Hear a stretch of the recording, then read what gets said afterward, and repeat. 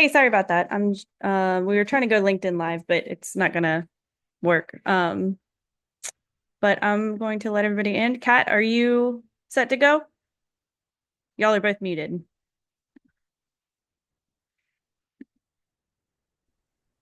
I'm good. I was gonna say, is this formal I'm assuming this is not super formal. Half, I would say. Okay, sounds good. Nice to meet you, by the way.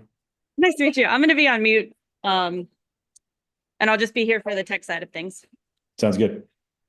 Kat, do we have you? Can you actually hear me now? Yes. Yes. Oh, great. Yay. All right. I don't know. I don't know what happened to the camera. I don't have that option. Oh, Yeah, I only have the microphone.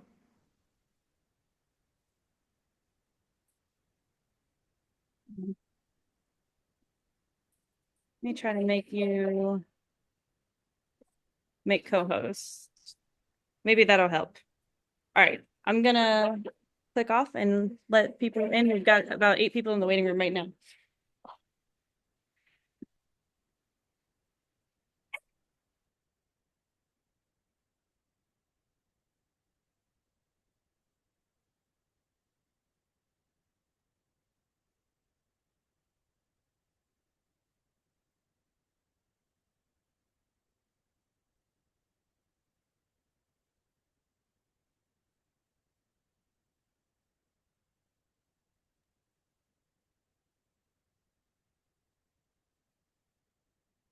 Hello, everybody. We will begin our webinar in just a moment here while we wait for some folks to join in.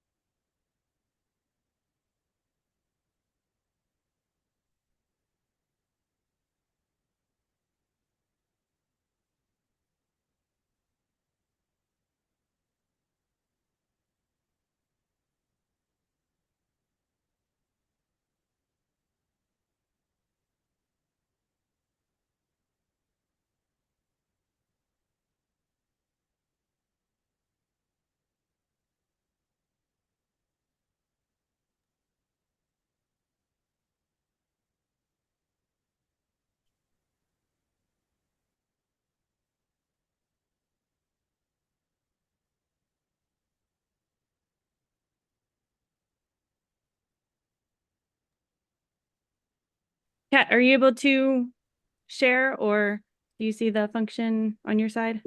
Nope, not at all. I'm only allowed to speak. Are you logged into Zoom? Yeah, of course. Okay. Do you want me to leave and call in again? Um, that or Aaron, are you able to screen share on your side? Yeah, I can share. Is there something you want me to share specifically? The agenda? I've got a slide deck for my stuff, but I can also share the agenda if that's No, just your slide deck. okay. Yeah, I can do that. Okay.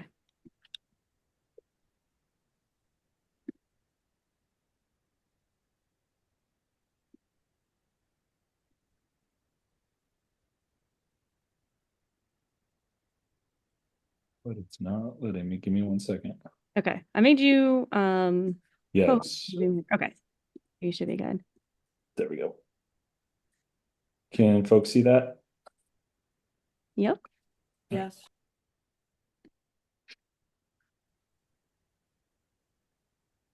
All right. And we have Aaron Hayman here tonight, and Kat has joined us as our moderator.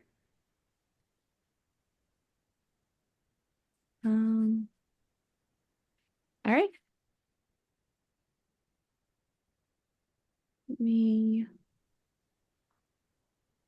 Shall we? Absolutely. All right, then. Hi, everyone. Welcome to MVJ's Journalist Development Series webinar, Investigative Journalism, Getting the Most Out of Your Google Searches. I suppose that as the investigators that you guys are, you have read our bios in the invitation, so I'll keep it short. Our speaker today is Aaron Hayman, who has 15 years of experience in threat analysis and mitigation, among others.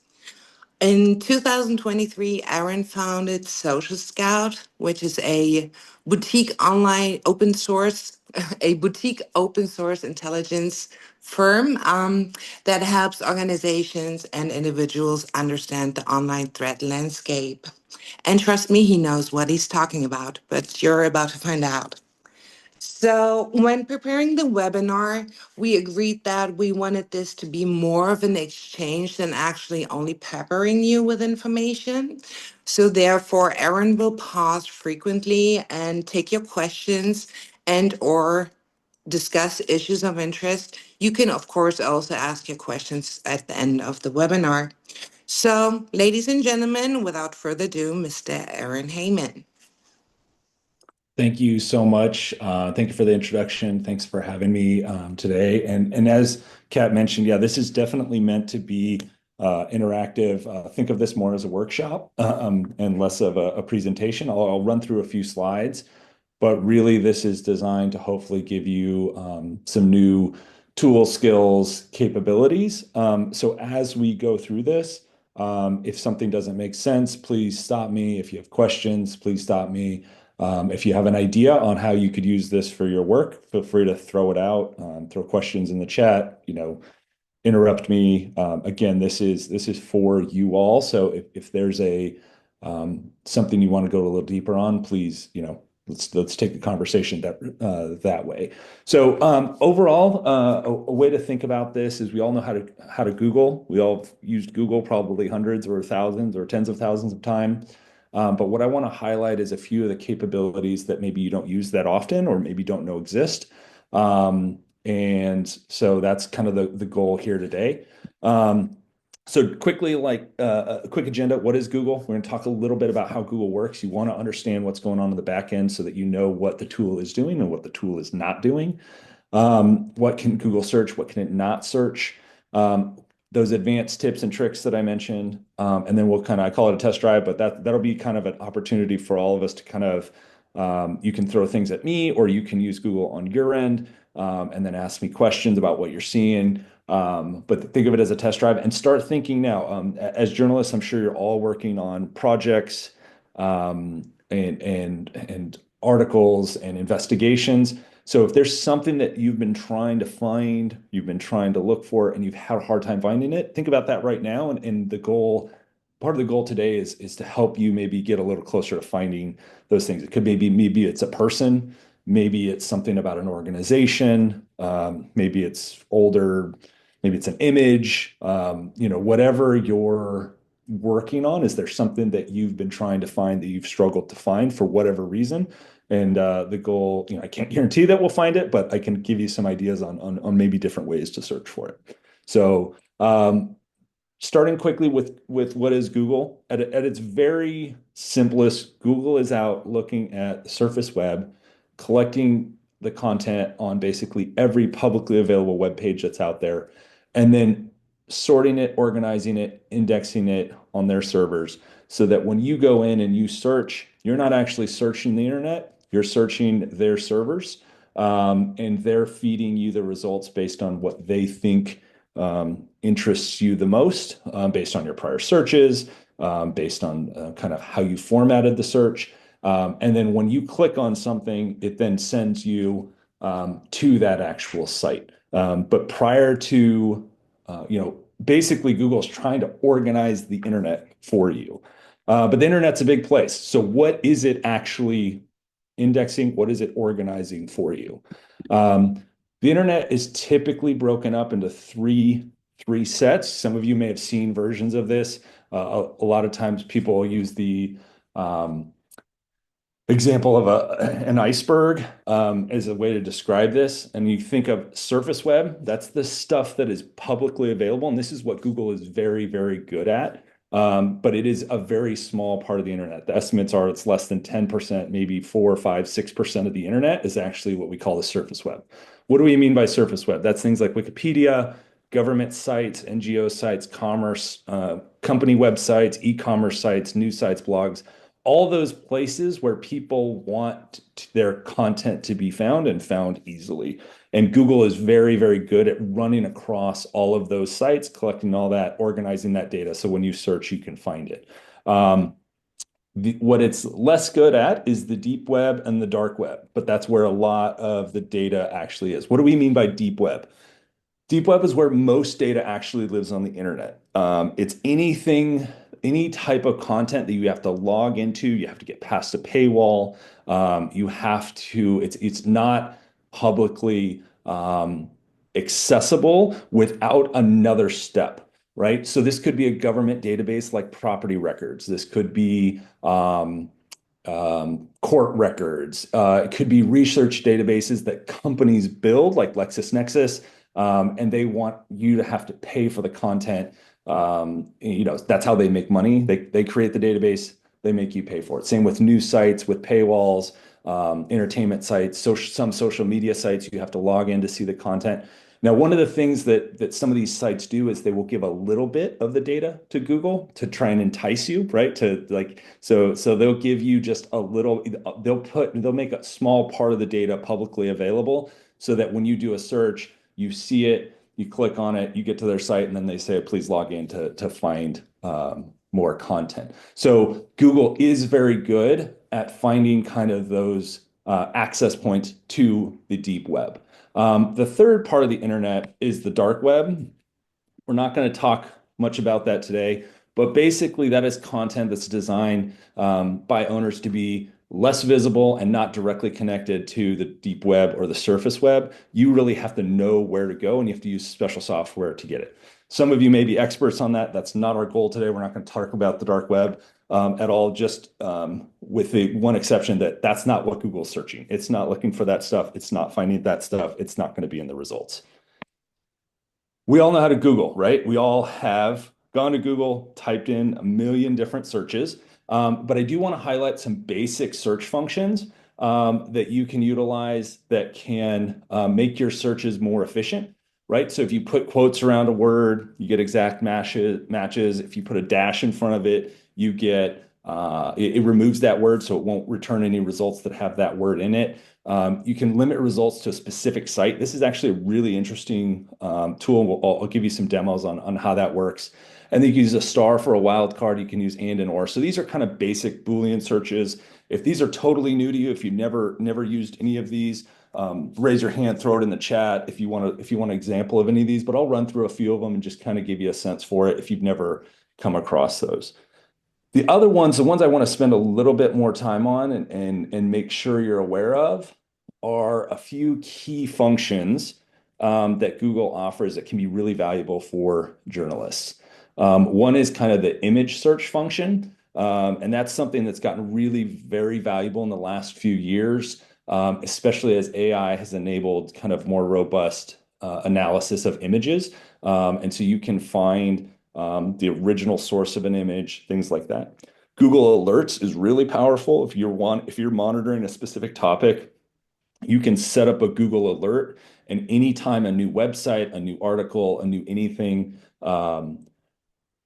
is published on the web, on the surface web about that topic, you'll get an email in your inbox. If you want it every day, if you want it as it happens, if you want it once a week, you kind of can set the parameters, and I'll show you how to do that as well if you're not familiar.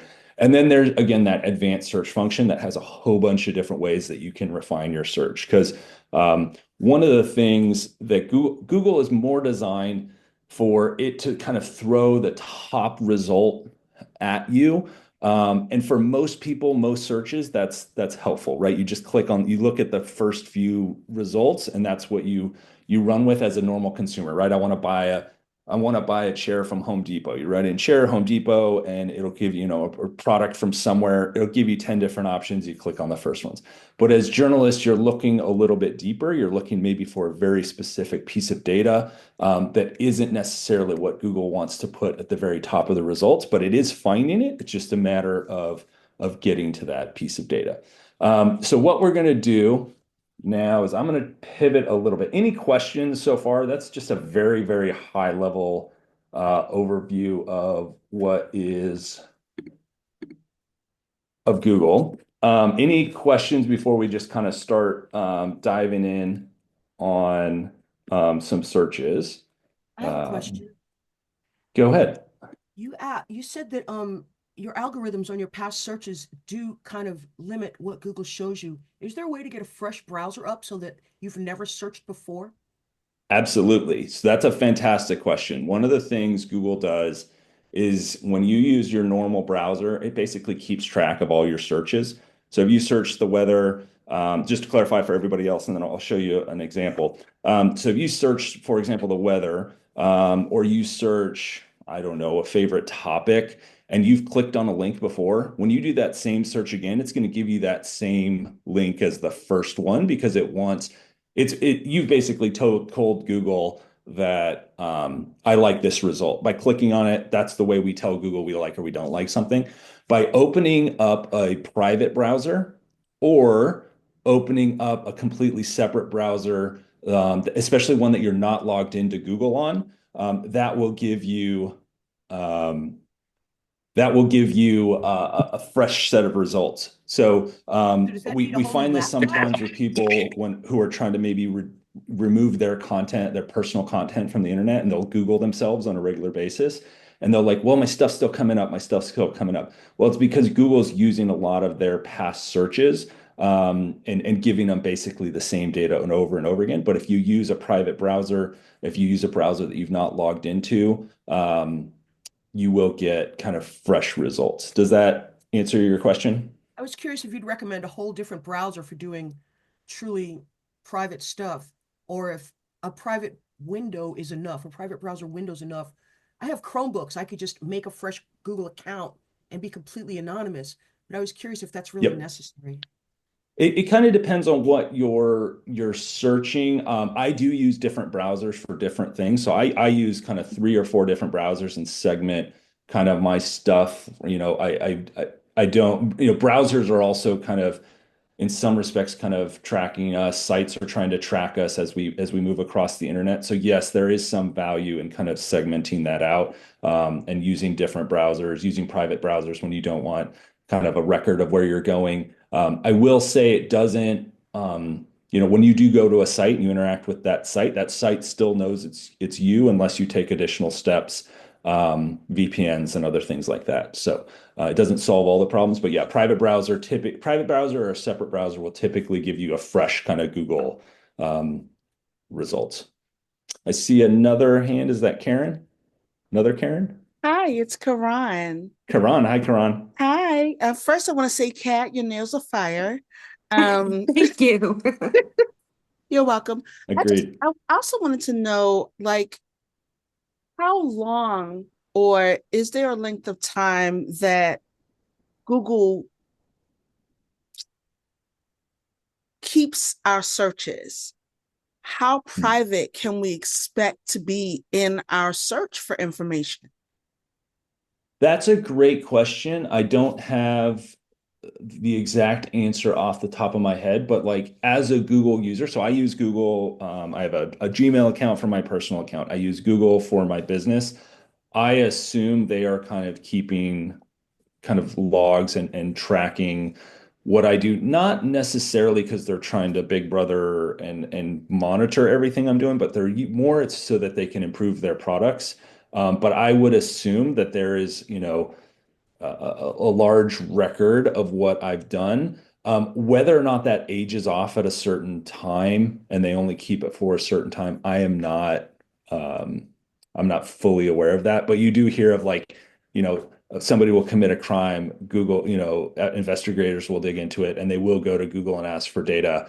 And we'll hear in the news that they were searching for X, Y, and Z several days before they committed some sort of crime. So Google is able to retain that data. How long? Probably depends on a couple variables. Are you a Google user? Are you logged in? Are you using Chrome? Or are you using a different, they own Chrome as a browser. If you're using a different browser, they might have less data on it. But again, I don't have a good answer for you, but we do know that they do have the ability to retain that data for some of that Yeah. data for a period of time. Yeah, because I do use Google for my business, for my email. Yep. I've been connected for a really long time, and since I'm gonna say the thing, since this administration has come in, they've had different levels of control of information, and they've changed and removed a lot of information, and I'm really concerned whether or not this is like what's going to be what. I don't Yeah. know. No, you're right. The stuff on the internet can be removed, changed. Policies can be changed. I will say I'm seeing indicate the Wayback Machine. If you're looking for stuff that used to be online but you can't find it anymore, the Wayback Machine kind of does a version of what Google does, but it kind of keeps a copy of it. If you've never used the Internet Archive Wayback Machine, it's a really great tool, separate from Google, but they do keep copies of stuff. Um, I will say, Google is a private company. As a user of Google, you've made an agreement with them, and their use of your data is governed by that agreement. A big piece of that is if the government does get a lawful search warrant, then they are able to, ask Google for data about whoever the subject of that search warrant is. But that does require kind of a court order or search warrant type, in order for Google to be disclosing kind of your personal data to a third party. Thank you so much. That's really useful. Thank you. Yep. All right. I see a couple questions in the chat. That's Okay. me. That's Yeah. me. So that first one, are we required to indicate where we get data? What's the kind of context for that? Can you give me a little more information? Um, as a journalist, I am leaning more toward reporting on actual events as they happen. Okay. But if I'm Googling something and it's like 5 minutes old, 5 hours old, are we required to like give the other person credit for that information? I mean, I'm not a journalist. I'm not kind of I'm not super in the weeds on kind of the ethics or the context. There might be other folks on the call that might have some thoughts on that. Google does offer you the ability to kind of see when content kind of came out, whether it's an image. So let me share my screen real quick.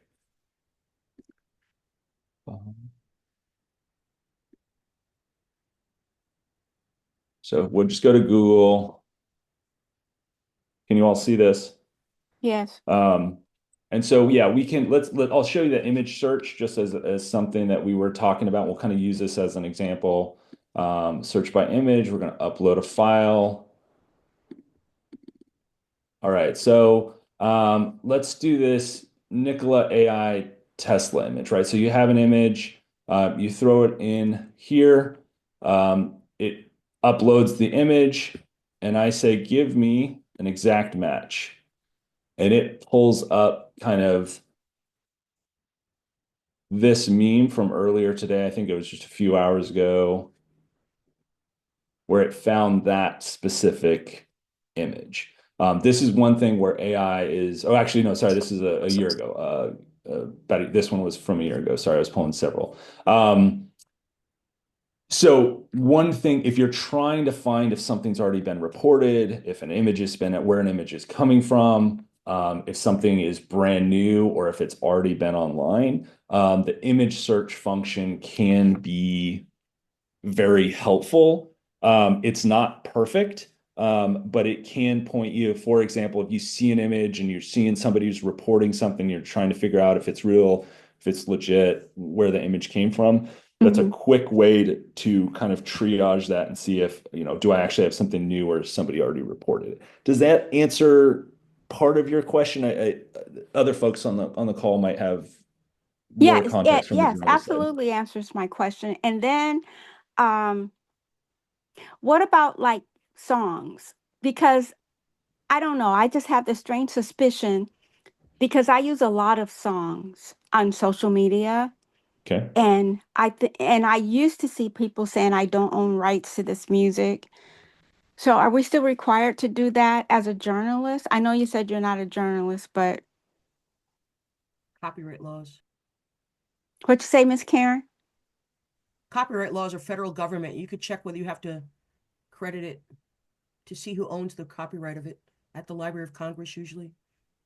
All right, thanks. Yeah, Yeah. I'll also add to that if I can. Saying you don't own the rights to the music does not protect you from copyright infringement. If you don't own the rights to the music and you don't have protection through the various uh, licensing entities that exist, you're not protected. If it's in your social media and it's included like as a part of what you do, but saying that you don't own the rights to music does not protect you. Thank you. This little button here does not search music. I wish it did. This is just a voice search. If you push that, you don't have to type it out. You can just speak it, and Google record your voice and do a search based on that. I'm feeling lucky. If you click on that button, it just takes you to the top result, basically. But those are some basic. I'll do a couple other just Google search to give you a couple of examples. Here's an old picture of Stanley McChrystal. Again, sometimes Google will try and grab a portion of the picture. You want to pull it out to grab the whole picture. And then if you're looking for the exact match, click this exact match button, and it's going to show you all the places and all the times that that exact image has been found on the internet. And you'll see it goes back several years. It could go all the way back to 14 years ago is that original image. But then other folks have reused it and posted it multiple times. Say you have an image for if anybody here is a journalist and you're taking pictures, you could upload your picture and see if anybody else has taken it and used it on their site and not giving you credit. If anybody's a photojournalist on the call here. So that's a couple of examples of how that works. If you can also get close matches. So if this is an all button, it's going to find, it'll find other pictures of McChrystal. So if you have a picture of somebody and you don't know who they are, but maybe they're like a prominent person or a foreign politician, a domestic politician, you're like, I just don't know who that is, and all I have is a picture.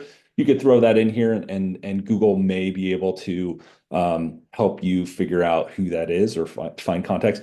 Location, if there's, these are all kind of very limited backgrounds, but say you have a picture of a skyline or a building or a logo, you can throw those in, and Google can figure out where that is based on the text. I'll do another one here.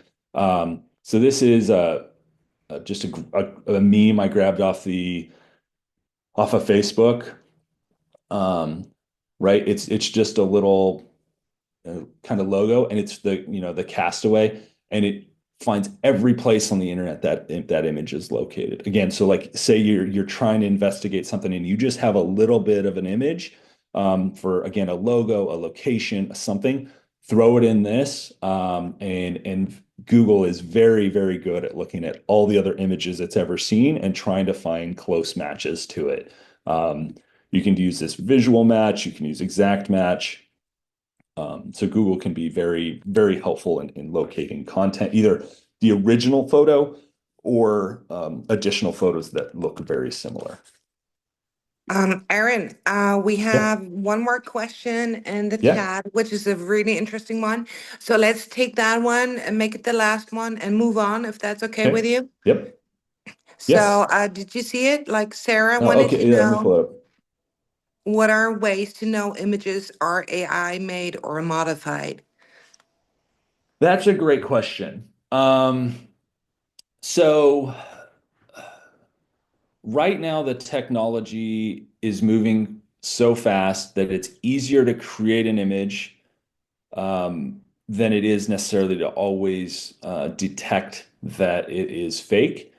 Companies are starting to develop tools to try to detect AI-generated content. I will say a lot of them promise very, promised capabilities and they're still a work in progress. I wouldn't, if I were you, I would not necessarily go out and spend a ton of money on AI detection tools.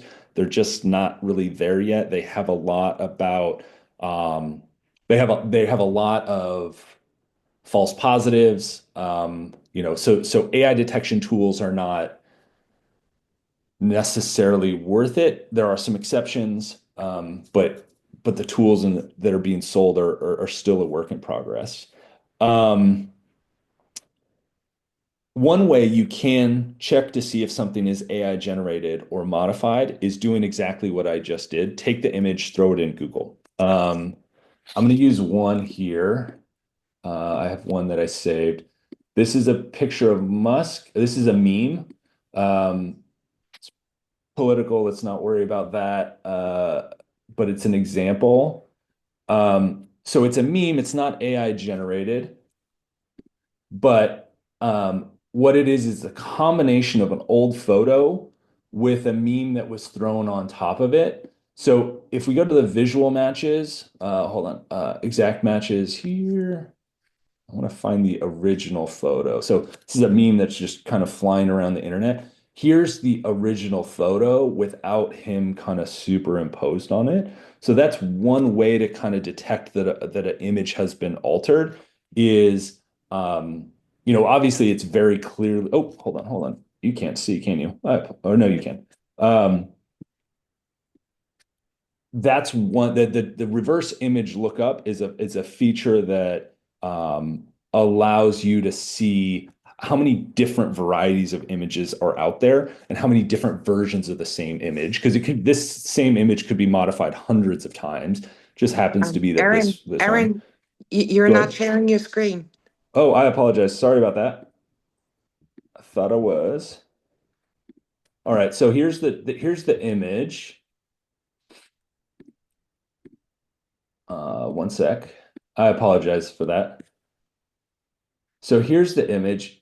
It's a meme that's going around the internet right now. And clearly it's a meme, right? It's a photo in the background, but then it's got some stuff that's put over top. Sometimes the modifications are a little bit more subtle, but this demonstrates the capabilities, right? So if we go to exact matches here, it's going to pull up every time this picture has been found on the internet. And we scroll down and it's all the memes, but we get to the point where it's not the meme version, it's the original actual photo before the meme has been created from that image. And it's about a 5-year-old photo that folks are then adding on top of. So this is one way to detect if a photo has been modified, is Google will find all the variations of it.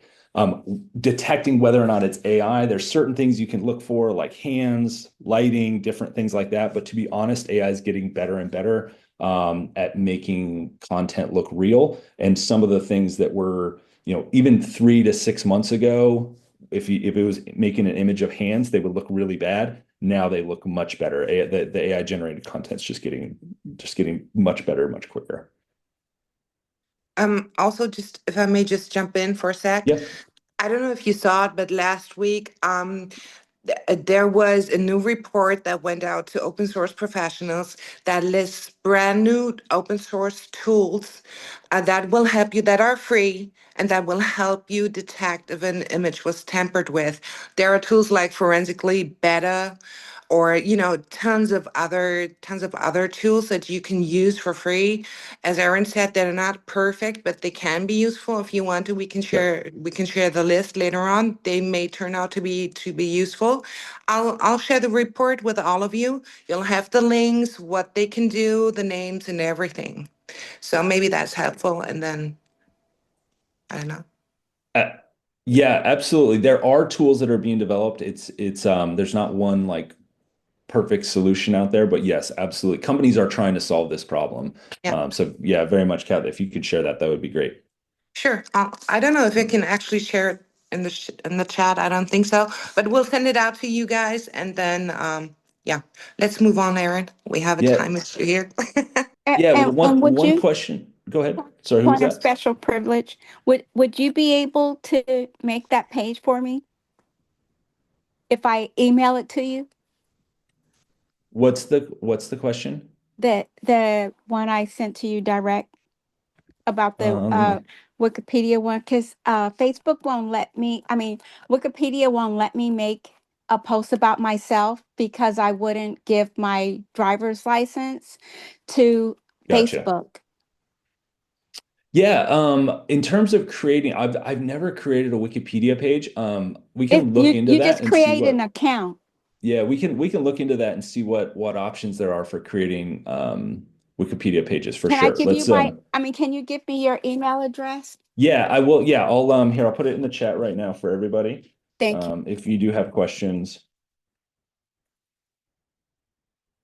uh, you have, let me see. Did that go to everybody or just one person? I'll send it to everybody. Sorry.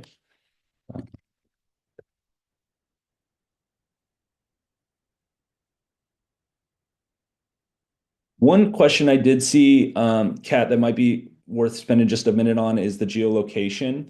Um, Joseph, talk a little bit about how geolocation works. I've been following the drone technology activity on and off in Ukraine, but information was scarce, as you could imagine. Some sites geolocate, so that's one way of backtracking. Incidentally, in researching something unrelated across surprising drone activity not mentioned in the mainstream media.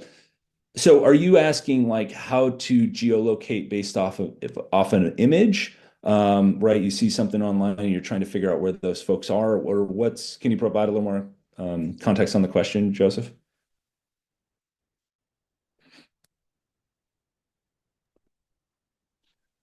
Uh, yeah, I was thinking that after this winds down, there's got to be a way of going back and actually, once things are no longer secret, pinning down where things were actually, so you could find out technical stuff like how the thermal cameras work, things like that, and uh, basically verify what happened historically once the fog of war is removed. Yeah, there are, Google does, and we don't have a ton of time to get into it, but Google Maps is a really powerful part of the Google kind of ecosystem, all of their data. And one of the things you can typically do is kind of look at they have different layers of satellite imagery. They'll capture it, say, in 2010, and they'll use that data, and then 2011, and so you can actually look at kind of imagery over time, especially on their Google Earth platform. Google Maps is kind of a basic function, but the Google Earth platform, you absolutely can look at kind of different imagery over time, and kind of look at pictures, look at imagery, and geolocate, and kind of make sense of what happened after the fact. Absolutely. And happy to chat more offline if it would be helpful and talk about that capability. In terms of Googling, I'm going to pull up the site again, share with you. Does anybody have a project that they're working on, something they've been trying to find and have had trouble? Any kind of topic? I can throw out stuff, but I'm always interested in hearing what folks are working on. Yeah, I just had a request today. I was asked to find a screenshot of a news telecast showing that TMZ broke the Michael Jackson story before anyone else. I was able to find a shot in Alamy. I don't know how to pronounce it. Alamy. They have stock photographs, but actually had some fair trouble trying to find anyone mentioning that TMZ had broke the shot. I needed a screen grab. We're doing Yeah. a display, so I needed a visual of some other news organization admitting TMZ broke that story. It sounds really odd. And I spent a What couple hours specific this part? morning. I apologize. I didn't mean to talk over you. What was that last piece? I spent a couple hours this morning playing in Google image searching, trying to find the screenshot. I also did the Wayback Machine. TV News Archive started in 2011 for Fox, so I couldn't find any 2009s. I don't know. There's a time limit, of course, as well. Yeah. But I'll send So, you the link to what I what ended up. specific Michael Jackson story was it? Him dying, Oh, him June dying. 9th, Okay. 2009. And they broke the story at 2:45 in the afternoon. And the next thing is CNN verifying it at 10 p.m. I'll include the link of what I did find. What did I do that for? Here it is. Control C, copy. Zoom. All right. Can you see my screen? So I just Yes. did TMZ broke Michael Jackson Right. death. AI. So this is a new feature of Google. They're using AI to generate what they think is the answer, which can be helpful. They're also adding links that point to the sources. The I mean, one thing I'll show you, and go there's ahead. there's a function here that you can use. It's called cite. So if you do cite, you type in the word SITE colon, Yeah, I use and site then, colon all the time. The problem is okay, I had to do it for every news station then, right? Site colon Fox, site colon CNN, site colon CBS. Um, but they didn't scrape images back that far. 2009 is a long time to go back for screen grab. yes. So the question is, when did they actually break the story? Because if you come No. down When did the here, other news channels admit TMZ scooped them? If you could click the link in oh, my chat, you'll see that CNN is admitting it's not verified yet. They're showing TMZ. I ended up finding it only at Alameda. I was just curious. It was just one of those things that yeah. stumped me all morning using Google image searching. Yeah, if you have Google image search is very helpful if you have an image that you're looking for. If you're Gotcha. trying to find an image and you don't have an original, you don't have something to compare it to, that's a little bit harder. Gotcha. Um, Okay. but yeah, and then the other challenge is video. Video, there's a lot of people trying to figure out how to process video in bulk so that like you could basically search all of TMZ videos of all time for a keyword, right? And then narrow it down and go like TMZ death and find like the exact moment that was first reported on some channel. It's not quite there yet. There is a really cool tool. Go off on a slight small tangent. There's a cool tool out there called Cloverleaf AI, where they scan all state and local government meetings, and then because they're public record, they can do this. They use AI to transcribe every meeting and then they create so you can then create keyword searches and you're like, tell me any time a topic is coming up at state and local government meetings around the country. And you'll get a link to it and it'll jump you right into the middle of the meeting at the moment it's an extremely powerful tool. And I expect that to be more commonly used on other platforms. You're muted. Can you include a link to the Cloverleaf that you're talking about? Yeah, it's cloverleaf.ai, I believe. I will say it's expensive. The tool is not cheap right now. Thank you. I do see another hand up. Hey, it's Karan. Hi, Karan. Hi. Okay, so I Google myself like once a month to see Okay. what comes up. And I've noticed that in the last 2 months, it's gone from my work actually being brought up to my Okay. socials being brought up. I Okay. see more of my social stuff. And I literally uh defected from social media for a long time. And what I see more of now is my social posts and not actually my work.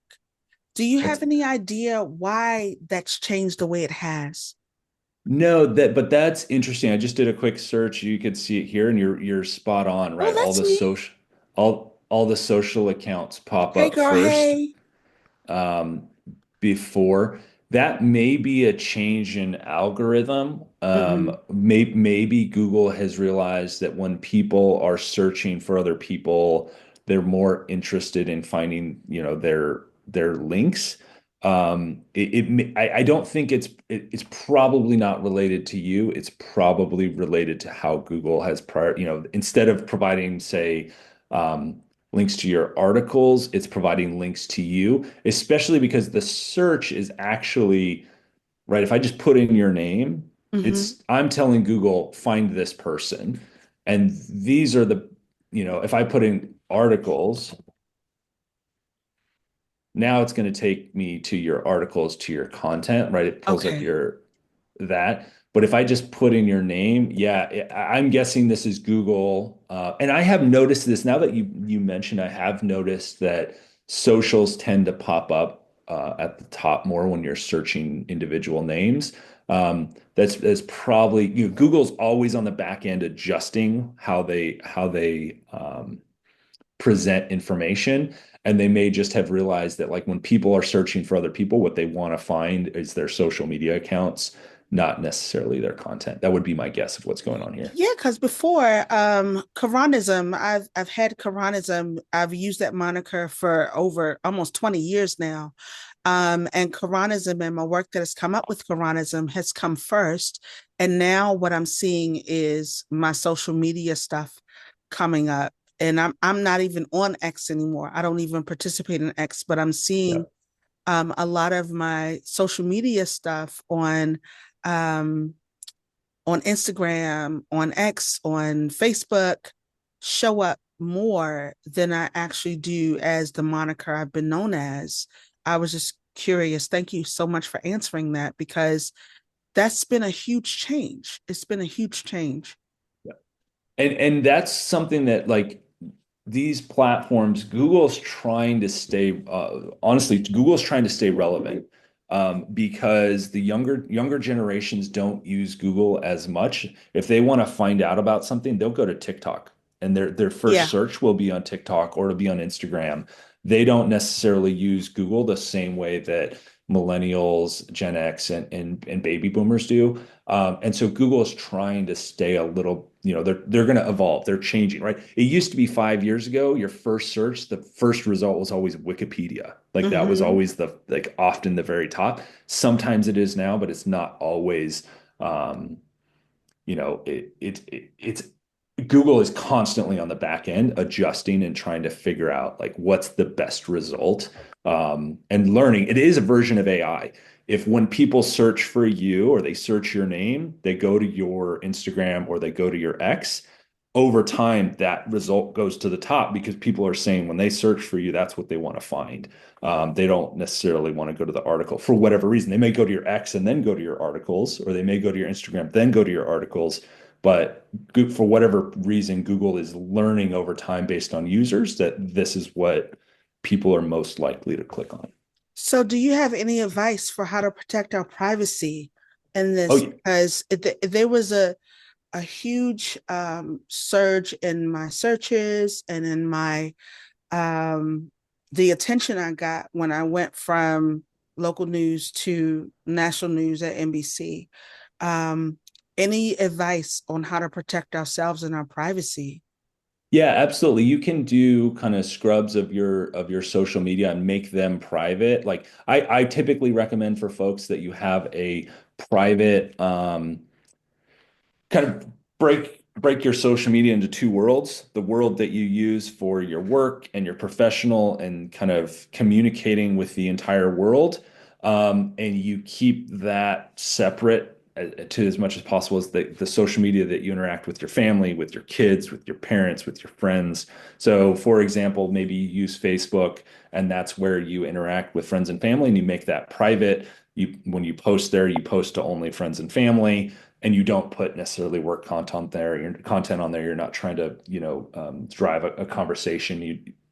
And you maybe use X or Threads or LinkedIn, and that's kind of more public facing. So that's one way to do it, is to kind of take your personal information and keep it on those platforms that you can kind of keep private. Instagram's another one where you can lock it down and maybe only interact with your friends and family. And then, you don't necessarily share, keep it open and let the whole world see all the content on those platforms. So yeah, I definitely do recommend kind of trying to, and I talk with a lot of folks about that, trying to kind of separate the worlds on social media.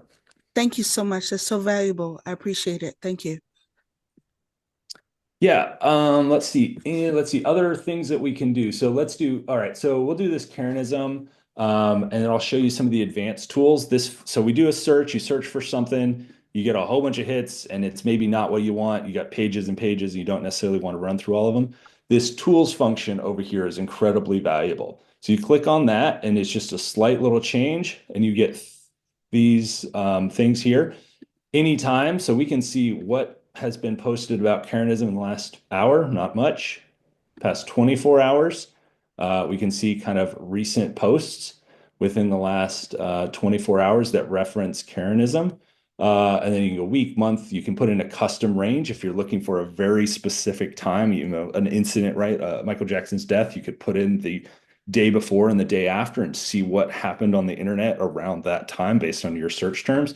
So this is a really powerful way to kind of narrow down the results based on time. The advanced search function here. So again, we talked about those different things. Maybe you're getting a whole bunch of false feedback. Say your search, let's do this.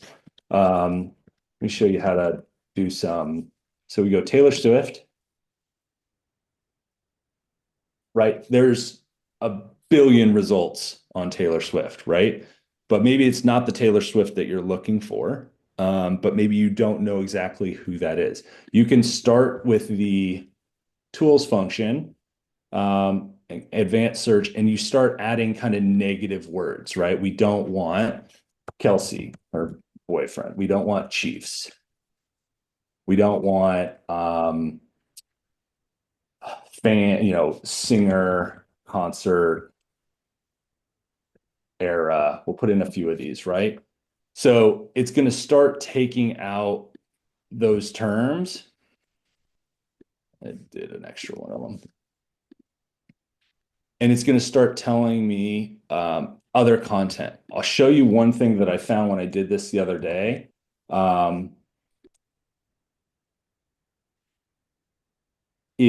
There's a guy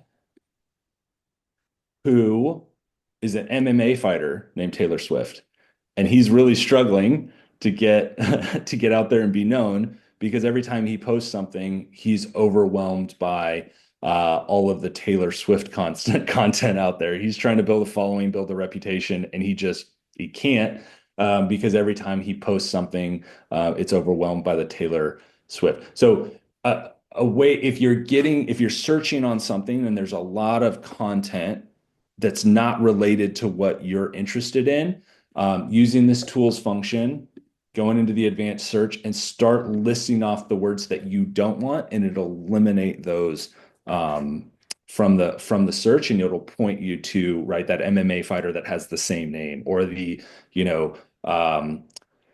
everything's about Tesla, the car company, but you're looking for a Nikola Tesla kind of niche thing, and you don't want any content related to Tesla. So these functions here, none of these words, any of these words range.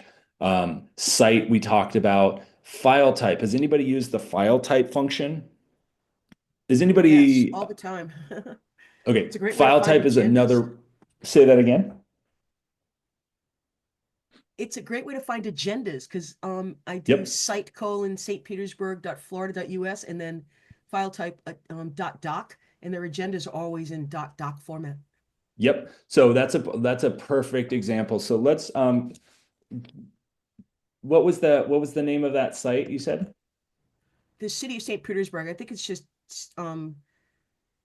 stpetersburg.fl.us off the top of my head here. I'm not sure. And file type text equals. Yeah, you might have to just Right, grab so and find it. Google for the government page. I'm sorry, I don't know it off the top of my no, head. no, you're good. stpete.org. I'll try this one. There you go. So site Right, so it's stpete.org and then file type .doc. Yep. So what we're doing, we're actually using two different search functions here, right? So we're looking at just the stpete.org, maybe a different St. Pete than you use, but this is telling Google, just show me every site that this local organization or this, county, city, NGO, whatever, give me everything that they've ever posted. Then you can add file type. And let's say you said .doc, so you put doc in. This one doesn't use doc. Let's see if they use PDFs, right? So every PDF that they have posted on their website is right here. This can actually be really powerful for investigative journalism, for journalists, because sometimes organizations think they removed something, right? They took down the link to it, but it's actually still on the site.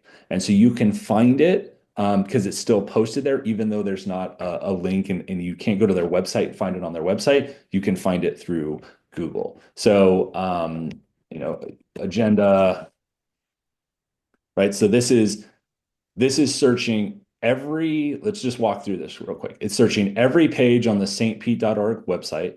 It's looking for any place on that website that has a PDF, and then it's looking for the word agenda either on that page or in that PDF itself.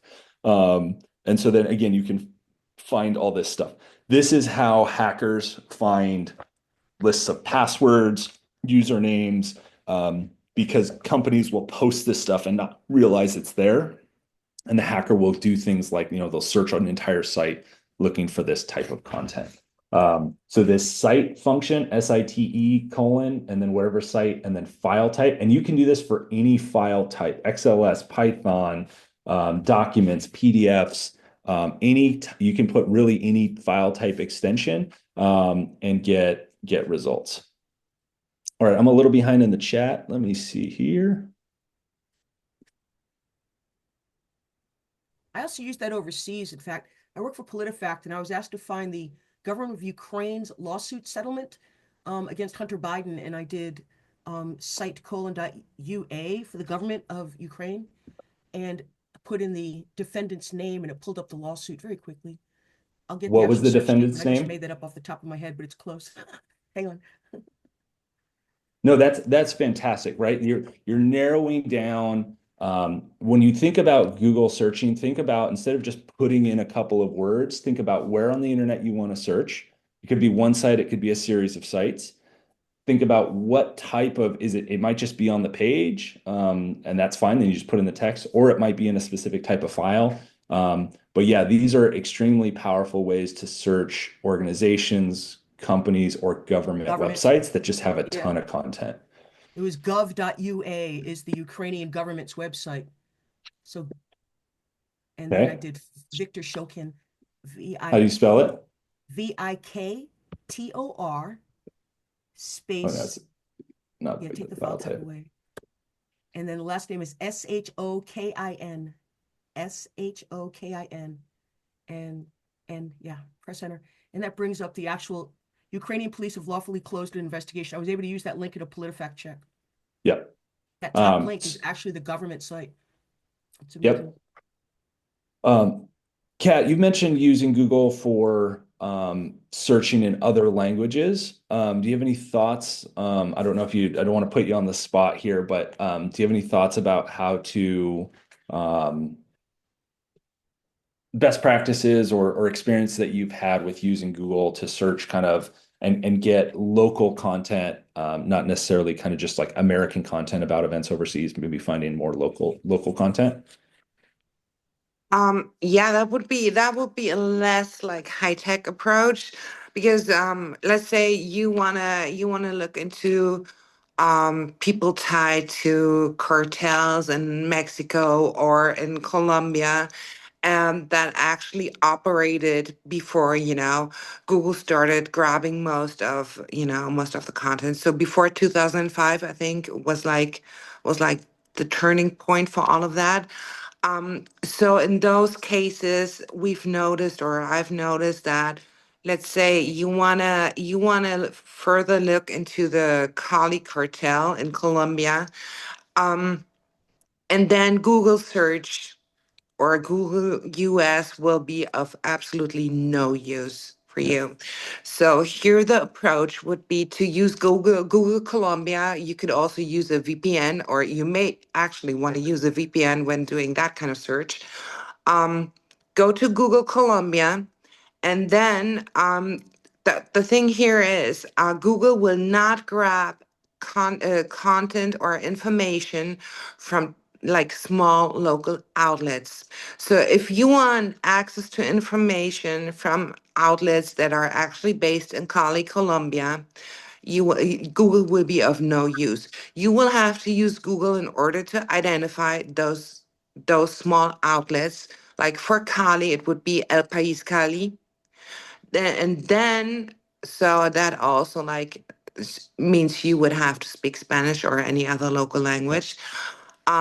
Then you would actually have to go to that site's outlet, to that outlet site, and do your search on that site. So Yeah, there you go. No, no, yeah, you're spot on. By using a VPN and locating yourself in Colombia, Google will give you very different results than if you're Yes. searching from the United States on Absolutely. Colombia. So Um, especially if you want to access like foreign information, I know Mexico is a hot issue right now, or let's say Middle East or something, you want to use the local version of Google yeah. to actually find the information you need. So that's gonna make, it's gonna be so different. Yeah. Actually, I have one example here, and it's a little bit different, but like, so yeah, elpais.com.co is that local news site. This is then just looking on that site, and then you could put in, the terms in English, the term, probably find a lot because all the content is in Spanish. Yeah. Putting in English terms is not going to get you what you want. If you can No. use Google Translate to figure out what words you're looking for, then you could search on those and potentially, find what you're looking for. One thing to flag, I'll give you an example of a way to use Google to not have to go to a bad site, right? Say there's a site out there that's a bad site and you don't necessarily want to be visiting it, but you want to keep an eye on it.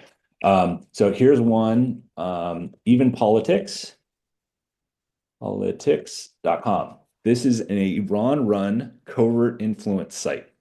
They set this up with about 10 other websites to try to influence the 2024 election. You can do a Google search on it and look for the articles that were written about it. So it's called evenpolitics.com. It's English language. They used AI to generate all the content and all the articles. So I can go to Google, put in site evenpolitics.com, see what's up there. And then again, we can use that tool function and I can look in just like, say, the past 24 hours. This is the article that they posted in the last 24 hours. I can kind of keep tabs on the site without actually having to go to it. If they post something that I'm really interested in, then I could get a VPN, set up a private browser, copy this URL and go to that VPN. I could actually visit the site if I want to, but this is a way to see like, hey, they actually still have posted content in the last 24 hours. And kind of keep track of content that's going on out there without actually having to go to the site. If we want to look at the past week, these are all the different articles that the Iranians have published on their little foreign influence site in the last week. The last thing that I'll show that I want to make sure I show is Google Alerts for folks that have not. This is a really powerful tool if you don't use it. Google.com/alerts. Really easy. Create an alert. What do we want to make an alert about? Let's make an alert about, let's just do Tesla's been in the news, Tesla stock. Right, so you start typing it in and Google goes out and basically does this search. And it's searching for, I put it in quotes, so it's looking for those two words together. And it's giving me all the content that has come out recently about that. And so then you click this options. How often do I want it? I want it once a day as it happens. I recommend you do this only for very limited searches. If I did this for Tesla stock, for example, I'd be getting emails every 5 minutes. Don't want that. That would blow up my inbox, right? But if I'm doing it for something, say you really need to know when you're waiting for an article to be published, you're waiting for something to pop up, you can use and you're looking for a very narrow thing, you can put in a detailed search term and put as it happens. This doesn't necessarily mean, keep in mind, this does not mean as soon as it goes up on the web, you're going to get a Google alert because it takes time for Google to go do the scraping and find it. So RSS feeds can be another, if you're looking for an article, RSS feeds might be another way to go about it. If you're looking for like real time, but I often use at most once a day or at most once a week, depending on what I'm looking for. You can put your own name. This is a great way to kind of keep a tabs on what's going on the internet about yourself. So I can put Aaron Hayman, send me an email once a day.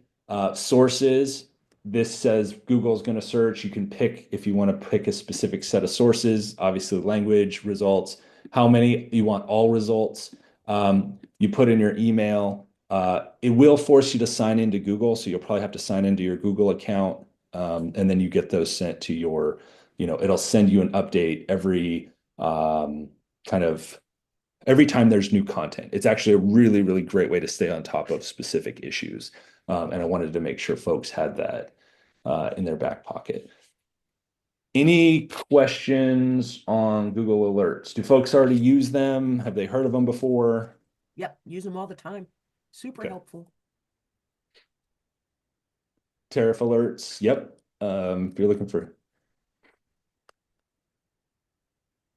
any questions, I want to make sure I'm not missing anything. Kat, did you see anything or anybody have any questions again, or any challenges that they faced, things they've looked for and couldn't find?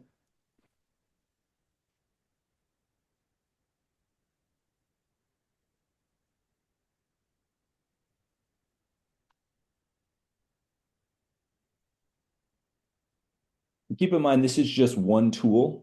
There are a ton of really powerful tools out there. Some you have to pay for, some that are behind paywalls. But Google is a great place to start if you're trying to find something. Often Google should be one of your first places to go. And then you can always bounce off from there. So I guess that was kind of most. Let me jump back to my slides and make sure there wasn't anything else that we haven't covered.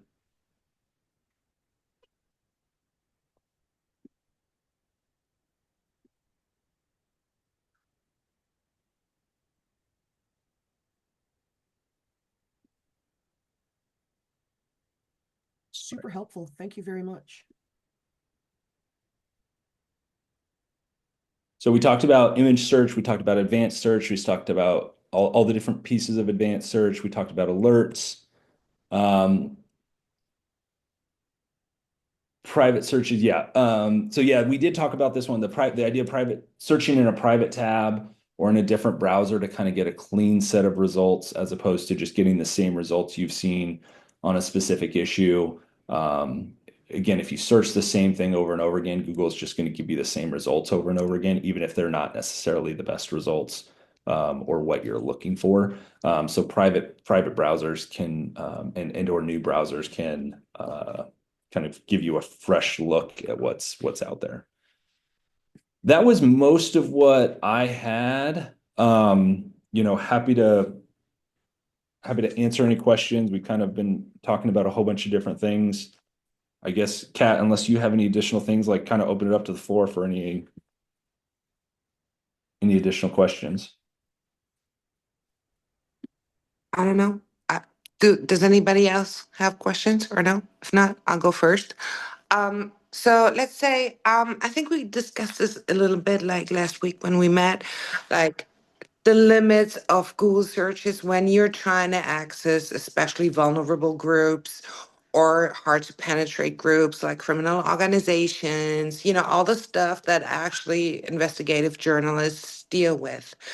What and I mean, you kind of work in an environment where you're dealing with like delicate issues like election threats and all of that. So how would you use Google as a starting point, and where would you go from there when it comes to those hard to access groups? Yeah, so that's a great question. Google is definitely a piece of the puzzle. We talked a little bit about social media. A lot of, you know, I do a lot of assessment of threats, threat actors, and so a lot of times I'm on social media and I'm looking at, okay, there's a social media account that's very anonymous, hard to figure out who they are, but they're posting kind of, threats. They're talking about hurting people, but clearly making violent threats. We can use Google in a couple different ways. Obviously, you can search for a unique username. Sometimes people use their username across different platforms. So maybe you can jump from one platform to the other if they have the same username across platforms. The image search can be extremely valuable, right? If they're posting content, images can be reverse. You can kind of use the image to figure out maybe where they're located. Locations are like unique terms within the content. Sometimes you can take little pieces of what they're posting about, think of let's talk about cartels, right? So you see a cartel is posting content on social media. You can take everything from the images to the username to the content, run it through Google and see, you may not find something, but oftentimes you will find other evidence of what's going on, whether the location of where the activity is happening, other accounts that are affiliated with it. So yeah, I often will, start with social media and then throw that content into Google to see if there's more content on the web that's closely adjacent to it, and maybe sheds more light on what it is. Yeah, awesome. We got another question from Sarah in the Yeah. chat. I don't know. Can you see it? Yes, I just saw that. Yeah. No, that's a great question. Microsoft Bing. So of all the searches that are conducted on search engines, like something like 80 plus 90% is Google. They by far have dominance in the market. Bing is, Microsoft is a very big company with a lot of resources. Bing is, another search engine that's going to get you similar but also different results. DuckDuckGo is more about your privacy, and they're focused on making sure that you can search in private and that the browser, the company behind it, can't necessarily see what you're searching. But I don't know that they necessarily have the most powerful search engine. So it kind of depends on what are you searching, and how sensitive is that search, and whether or not you want a company like Google knowing that you're making that search. So if you're trying to protect a source or something like that, then maybe using a more secure or a browser that has more privacy features built into it might be recommended. I'm less familiar with Brave or Yandex. I would say of the tools out there, Google is still probably the best in terms of being able to find what you're looking for. The other browsers or the other search engines offer kind of different functionality. And there are reasons to use the different ones. Yandex is super useful for Russia and China misinformation, Yep. for what that's worth. Yeah, that's a great point. Google is very much kind of US, Europe, English centric, right? It does scan it's global. For sure, it's global, but there are, especially when you're talking about other parts of the world, there can be other tools that are more helpful, for sure. Point of information. Yeah. When I was traveling domestically, like say to um, other countries like France or something, there were I couldn't even get internet access to a lot of things on Google. Did you know that? Yeah, and actually, Kat and I had a conversation a little bit about this last time we talked.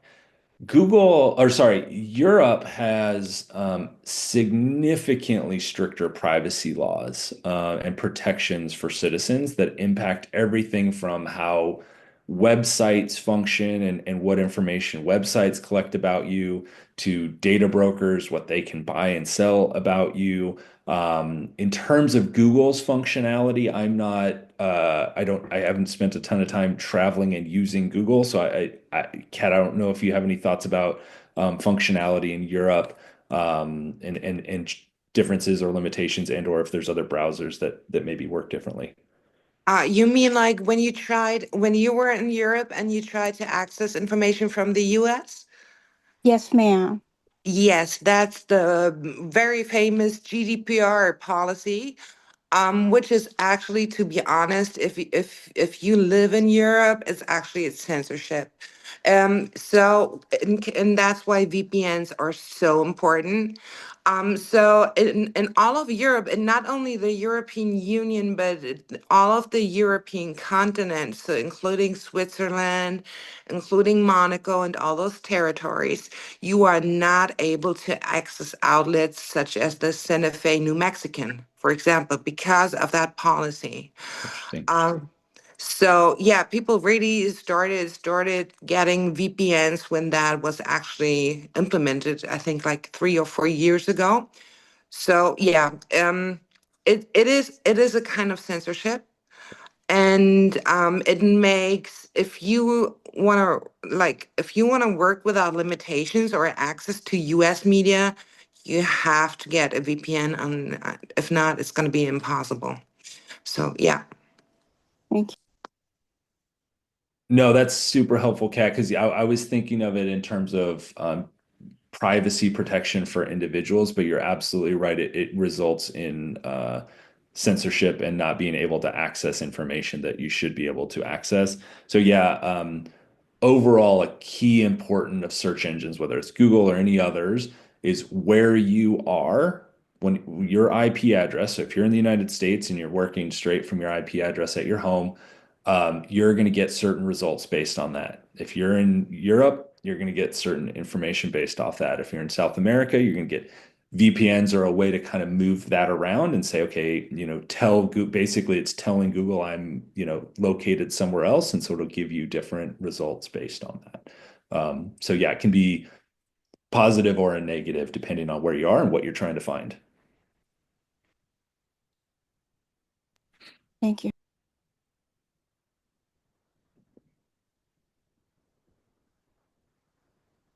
Any other questions, ideas, concerns, experiences?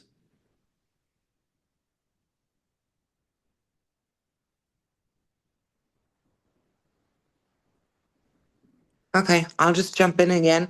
And I think what I heard from the feedback and from the questions, or what I got out of it, is that maybe there is need for more tools when it comes to, distinguishing the real from the fake, especially when it comes to photos and all of that. So maybe we could do a second one on just presenting those tools. I think they would be really really helpful. And also like tools that are you familiar with Bellingcat? I'm sure you are, right? Mm. So because I heard Yep. localization come up, like determining what time of day, and Bellingcat has a huge variety of tools, of open source tools, that I think would also be something we could cover. I don't know what you guys think. What would be like the most, I think it's interesting to know what would be the most helpful tools for you guys, um also Point, to make your life a little easier.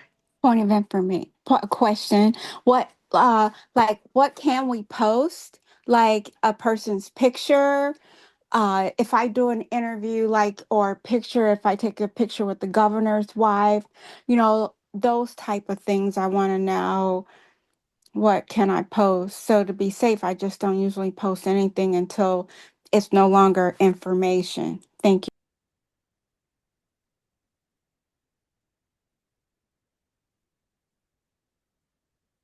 Yeah, Kat, one of the I think there has been a series of questions, right? Finding information online and then kind of what can you do with it, if especially if it's owned by somebody else, intellectual property, whether it's images, whether it's content. So yeah, that seems to be another kind of question that's come up a few times. And yeah, for folks, right, we for this call, we kind of started with Google because it's a free, easy, accessible tool. There are a lot of resources out there and companies and tools that are building them specifically for investigators, journalists, OSINT folks that you all could benefit from. There are literally hundreds, if not thousands, of these tools out there. The two things to keep in mind. One, tools that say that they'll do everything for you typically don't do anything well. Um, Tools that do one or two different things typically do them very well. So sometimes you need a whole bunch of tools. Instead of the analogy I use is you're trying to build a house, You can have 50, you could try and do it with a Swiss Army knife. It's got a saw, it's got a little hammer, but it's going to take you a long time. You got one tool that says it does everything, but it doesn't really do anything the way you need it to. Or you can get a real hammer, a real saw, and that's a way to think about kind of online investigation is you're going to need a whole bunch of different tools that do different things. And it really depends on what questions you're constantly asking, what problems you're trying to solve, what information you're trying to get, what tools you'll need, and kind of what tool belt you'll need to kind of build to kind of answer the questions that you need to answer. So, I have a question. yeah. Okay, so no offense to anyone. So like Joy Reid and the other ones who no longer have a mainline show on MSNBN and MSNBC, and I think they went to like something called Sub Chat or something like that. I'm not sure the correct name of it. But if I was interested in like starting my own show on social media or Sub Chat or something like that, the tools, oh, Substack, thank you. And so the tools that I would need for creating my online presence and content sharing, if we could go over that the next time where you had mentioned Google. Thank you. Yeah, absolutely. There's a whole nother side of this, and this is for the um, folks running the call. But yeah, there's a whole nother set of tools that are how to get your information out, right? We've been talking about how to find information that's out there. There's a whole nother set of tools on how to you're creating content, how to make sure it's easily accessible and other people can find it across the different platforms. Yeah, that's critical for this community.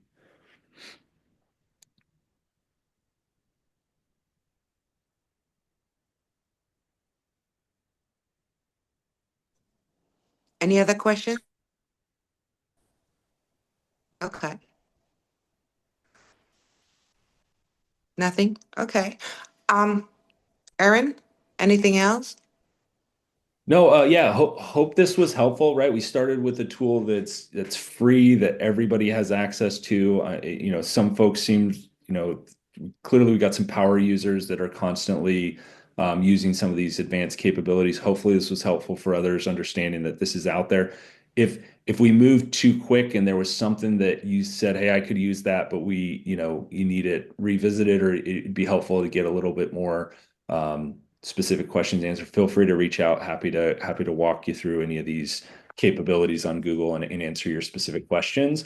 And then yeah, there are a whole bunch of other tools out there that can help you find what's online and hopefully help you with your kind of investigations and your writing and your work. So hopefully this was helpful. And again, if you have any questions, please reach out. Yeah, I think we succeeded in actually having that exchange that we wanted, which is really great. It's good to, everybody has something to contribute, and we have a wealth of knowledge here. So thank you, everyone. Erin, that was spectacular as expected. Maybe there'll be a part two or even three, who knows, if there's demand. Um, yeah, so if there are no other questions, I'll make sure I'll send out, or the MVJ sends out the list of open source AI tools for you for the picture analysis. And yeah, you have Aaron's email. Feel free to reach out with feedback, with further questions, suggestions, whatever you want to bring up. We'll be happy to, yeah, exactly. So we'll be happy to help make your lives easier and your work especially. And yeah, if there's nothing else, I would say thank you, everyone. Aaron, thank you, MVJ, for having us. And yeah, maybe see you soon, and y'all have a great day. Take care, everyone. Thank you. Yes, thank you. I had a, oh, can you hear me? I can, yep. I can't find your guys' links, and I don't know if I'm missing the email because I tried looking both of you guys up on Google like quickly and I didn't find a lot. Is there a link somewhere that was sent out? in terms of finding us, like professionally, like on a LinkedIn or something like that? Yeah, because I saw that Kat has done like written short stories for US Special Forces and stuff, but I can't find anything. Oh, because they haven't been published yet. Okay. Yes, we're working on that. So yeah, not yet. Okay. I have not gotten really much into the field of journalism yet. I'm still going to school. I graduate in May. And so I guess the line of work that you're in, Kat, is kind of something that I'm really passionate and interested in. So that's why I was kind of looking towards your stuff. So, hmm Sure. If you want to, I'll put my email address in the chat. okay. And you can just feel free to reach out anytime. I'll be Okay. happy to help you or to provide feedback or whatever it is you need. Okay. Thank you Um, so much. sure. Hold on.